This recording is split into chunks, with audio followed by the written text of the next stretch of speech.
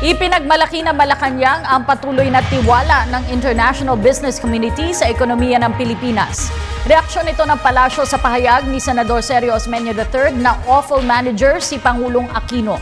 Iginiit ni Valten na sa panahon ng Administrasyong Aquino, tumaas ang investment grade status mula sa international credit rating agencies. Nag-uulat si Rocky Ignacio mula sa Malacanang, live.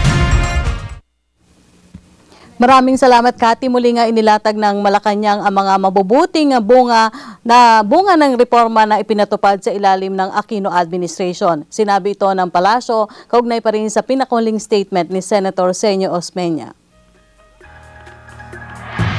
Kinontra ng Malacanang ang pahayag ni Senator Sergio Osmeña na umano'y awful manager si Pangulong Aquino.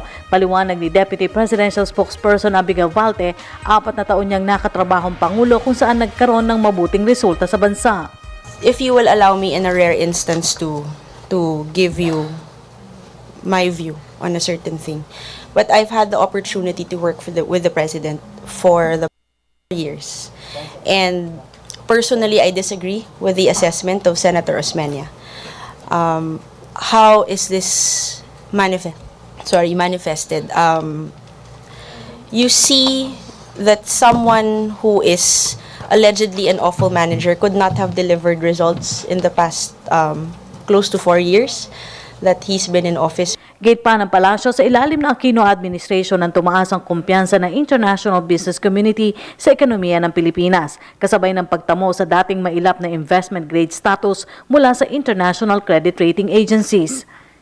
We've seen the multiple credit ratings, the upgrades that have been given to the country.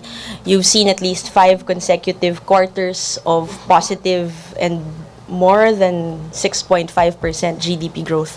You know, these are you have a renewed sense of foreign observers in other countries have a renewed sense of respect, at least for the country. I don't suppose those are things that will come from a president who is an awful manager.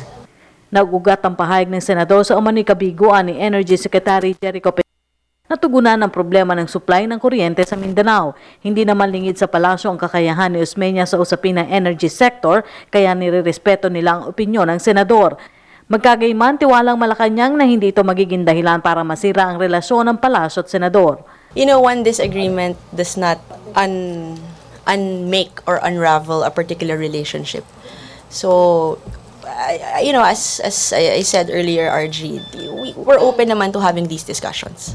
Ayon pa sa palasyo, sa pahayag ni Osmeña, nagkausap na sila ng Pangulo tungkol kay Petilla.